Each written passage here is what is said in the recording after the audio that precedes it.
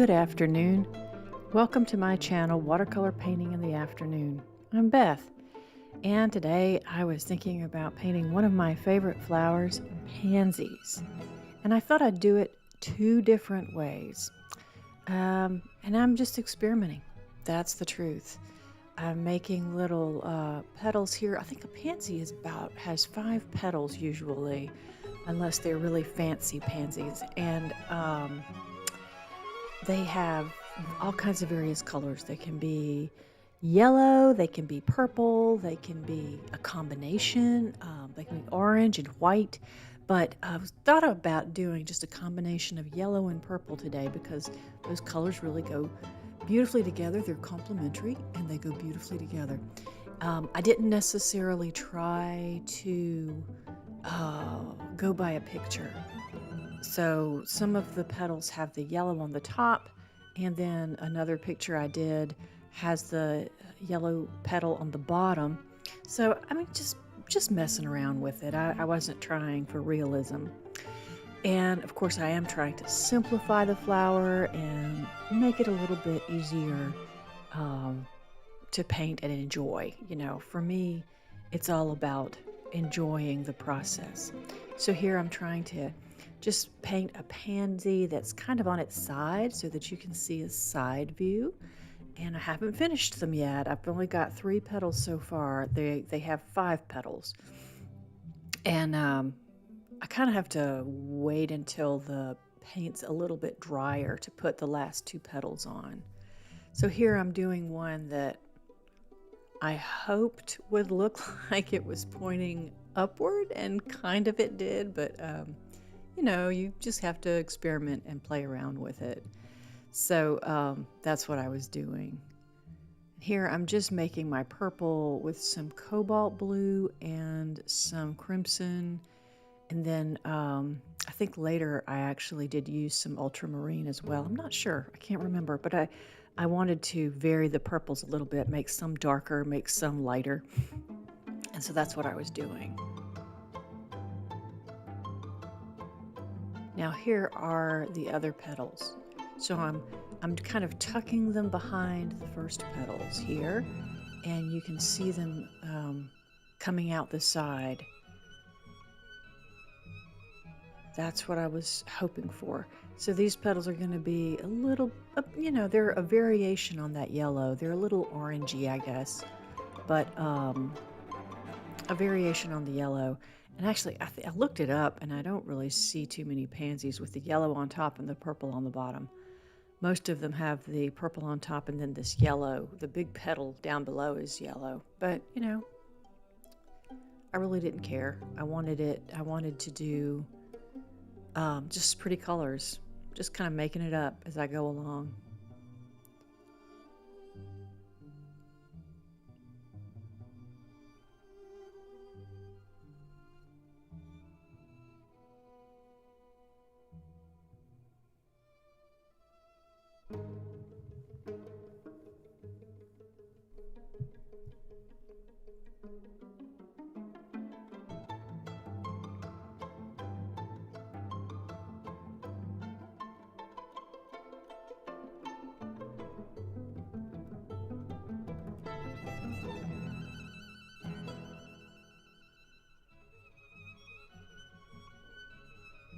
And then at this point, I wanted to take some sap green, which I have Van Gogh sap green, and make some leaves.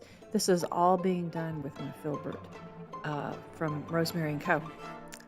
And the leaves, I did look this up, and the leaves are a little bit longer than what I made them. They're usually these long, kind of spiky looking leaves. So if you are looking for more realism, then make yours long and spiky.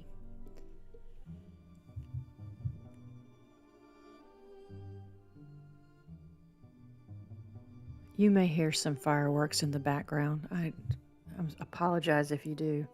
We've got a big parking lot across the street from my house, and kids love to do firecrackers and things like that. Now this is my glass pen. This pen is a dip pen, and I'm dipping it in some purple ink that came with the pen.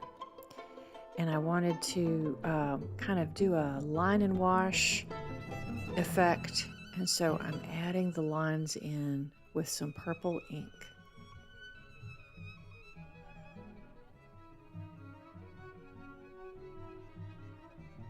And now you can kind of see where that's a pansy. It's a little bit hard to see before.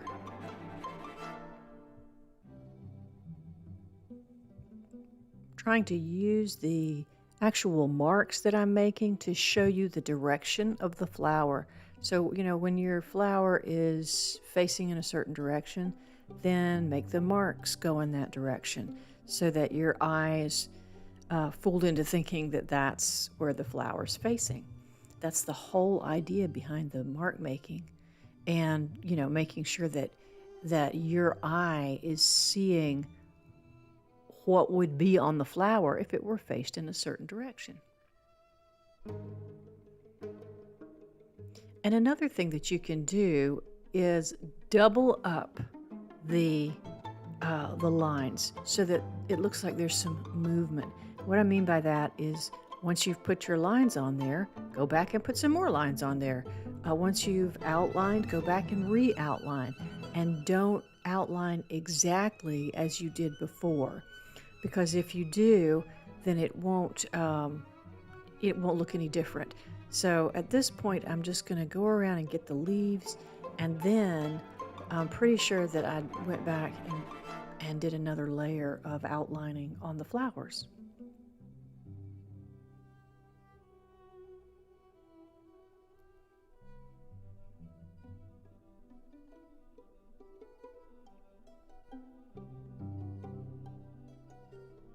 I regarded this as my practice session. I wanted to see what would happen if I made pansies this way. And there's my second lines going in. So I was not trying to make something that I could frame or sell, or that anybody was going to be terribly impressed with. I just wanted to practice it and see what it looked like in the end. And I think they turned out all right. You know, this would be something that would be cute to put on a card, especially if you group them a little bit better than I did here. If you put them in a little bunch, you know, I think they do grow in a bunch. And, you know, so you would have to think about which flower's behind another flower, and, you know, what leaves are in front and what leaves are in back, and all of that kind of good stuff. But that wouldn't be too hard, and it would make a really super cute card.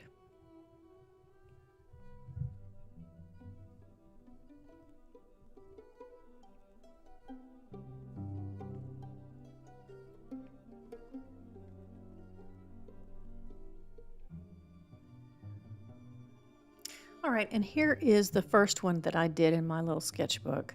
And I wanted to kind of duplicate this in on a larger piece of paper. Not a whole lot larger, but somewhat.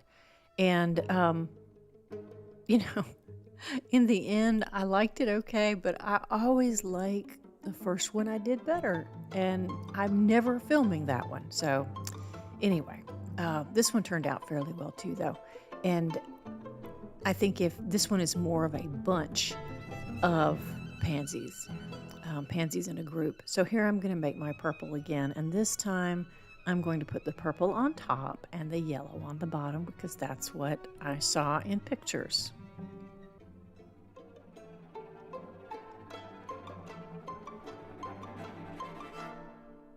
I think those first two leaves look kind of like little mouse ears.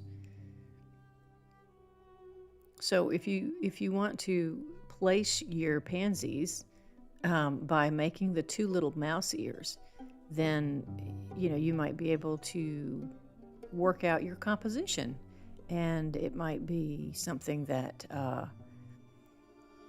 that you know, it's easier to see where things are going if you kind of work out your composition early on.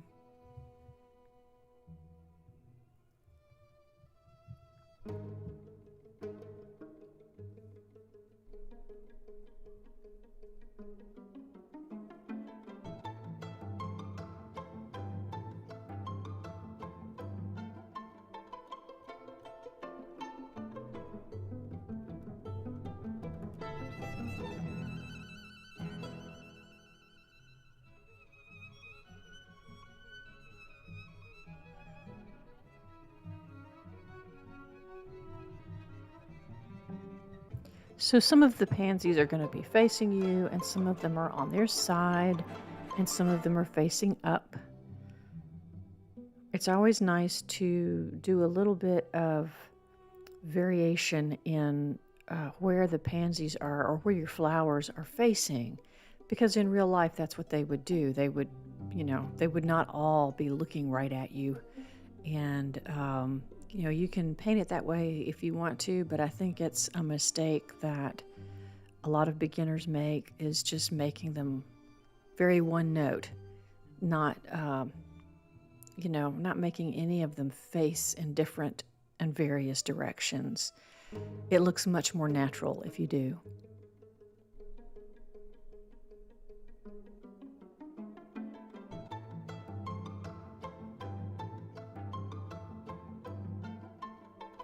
So I let that dry, and now I'm coming back with a lighter purple, and I'm making the two petals that are on the side of the flower.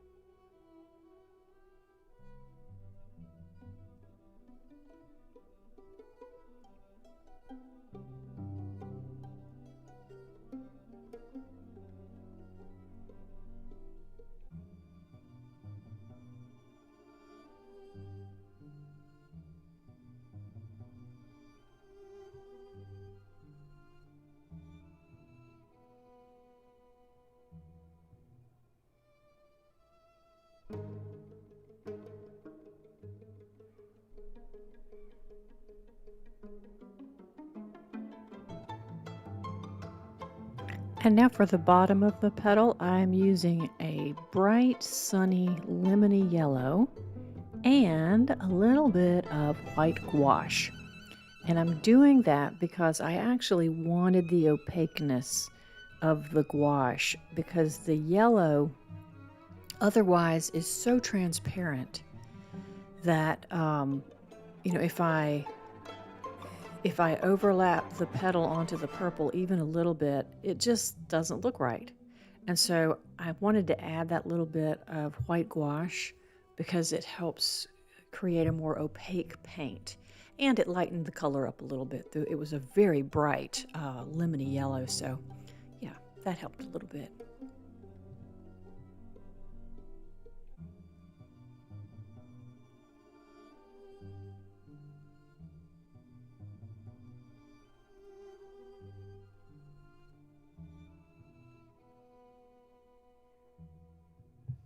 This one you can see is kind of on its side, and it's shaped a little bit differently because of that.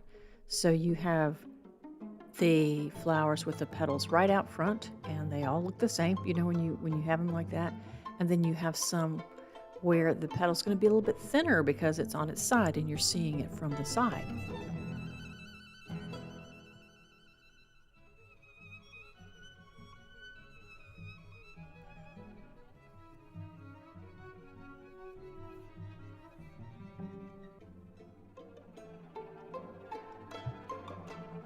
Now here I was mixing my greens up, and I had both the Green Apatite Genuine from Daniel Smith as well as the Sap Green from Van Gogh on my palette.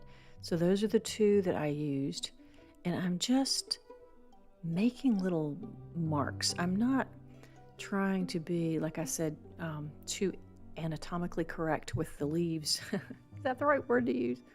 Not trying to be too precise.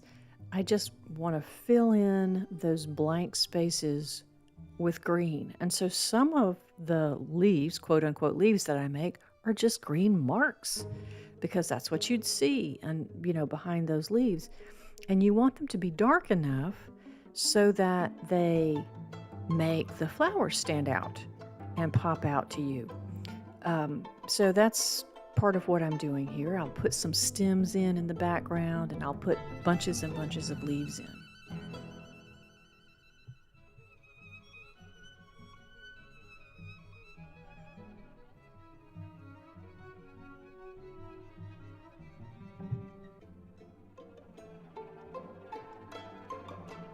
I hope that you are enjoying the real-time videos. I'm not sure whether this is something that people like or it gets too tedious and they wish I'd speed it up. But you can certainly tell me your preference if you want to, and I'll take that into consideration. I do think sometimes you need to do some real-time videos because I know I've said this before, but it still is true. One of the biggest mistakes I used to make is thinking that I had to finish, in a short period of time. And a lot of the artists who were making these videos would say at the end of the video, guess what? This took me 3 hours. Or this took me half a day, and I kept going away and coming back to it. So I think it's important to note and to see just how long it takes sometimes to make all these little decisions, all these little marks, and be patient with yourself when you're painting because, it's going to take a while. And if you see a painting that's really been sped up, you may feel like, well, gosh, it's taking me way longer, and even though cognitively that it was sped up. So of course it's taking you longer, even though that. There's just something about it that makes you feel like, well, I should have finished this a while ago, or maybe that's just me, but at least it is me. And I that's my tendency is to be hard on myself. So now here's the pot that I was putting the pansies in, and I'm just kind of painting around the flowers and leaves. And I'll be honest with you, I really wish I had made this a terracotta pot instead of just brown. This is sepia that I'm using. And I just think terracotta would have been prettier, but live and learn.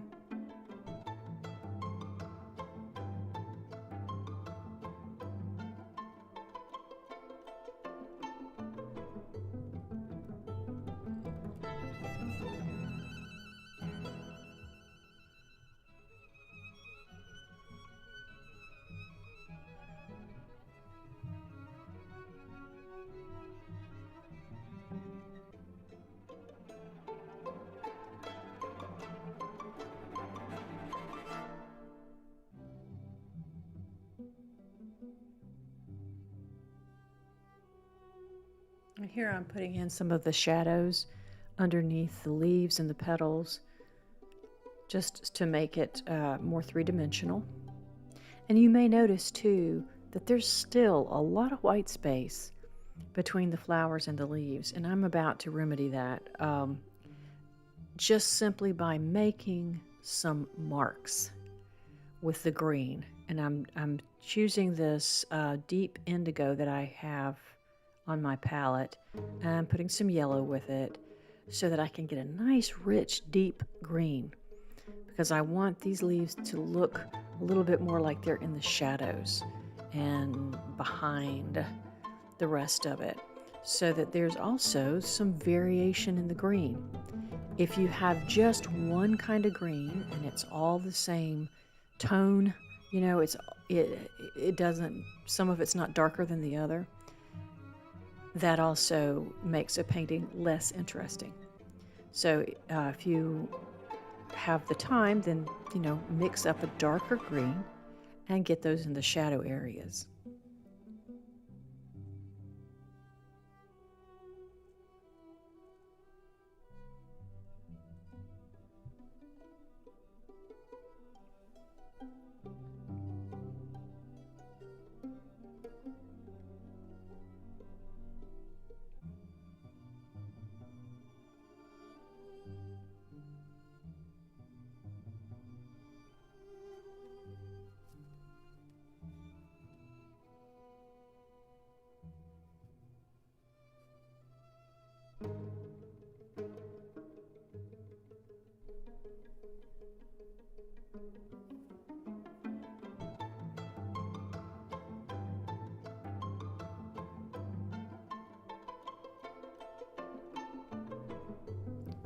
I think that's another mistake that beginners make, and certainly one that I made and still make, is not getting my darks dark enough. Really important. And it's kind of a scary moment for people because they're thinking, "Oh, I'm gonna mess up, I'm gonna make it look bad, and I've done all this work, and it looks okay right now, so I'm gonna stop." Kind of fight that instinct if you can. I mean, I've really had to fight it because I like something and I want to preserve it, but it really needs that shadow, and I'm always happy. I'm always happy. Even if I end up not loving the painting, I'm always happy that I went back and put those deep shadows in because it just makes that big of a difference. What I'm doing here is putting a very deep purple center in these flowers, and then taking that same purple and just coming back underneath and making the shadow underneath the petals a little bit darker. Um, Again, I really wish I had used the terracotta. I just think it would have been prettier, but I didn't. So maybe you can, or maybe you can make it some pretty color like a ceramic um, pot or something like that that's got pretty colors on it. That would be nice too. And I'm outlining the flowers a little bit with this deep purple. I just wanted them to stand out a little bit more. And I felt that outlining, especially the top. Now, I don't think I outlined the yellow bottom of the bottom petal. I only outlined the purple ones. And I wasn't really meticulous with it. I didn't outline it perfectly. I just wanted to make sure that your eye could see the petals. And pansies often have a lot of little veining and marks in them, so it wasn't too unrealistic to do that.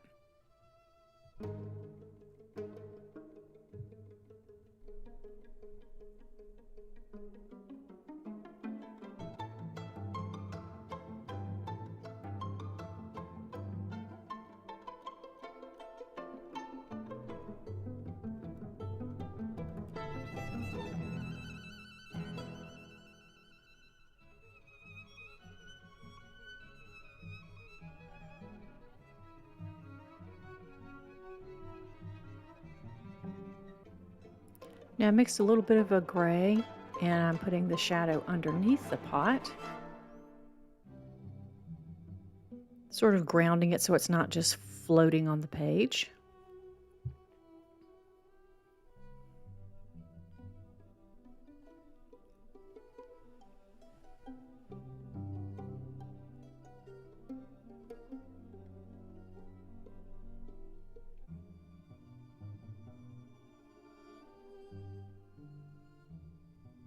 Then coming back with some little sprigs, maybe of a grass or something that can come up and be above the flowers and just kind of make a almost an umbrella effect over the flowers.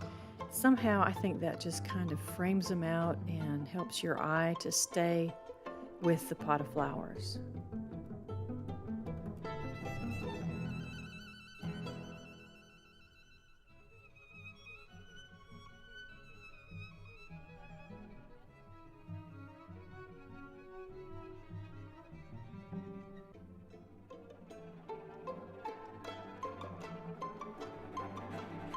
I thought I was done there, but I decided to put some extra shadows on some of the purple parts of the flower. I just wanted to make them a little bit darker.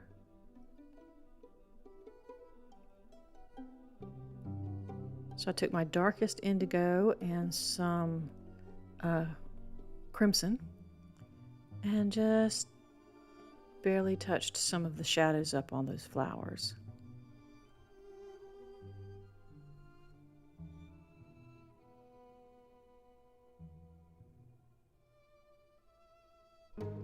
Also making the little lines of purple that come down into the yellow part.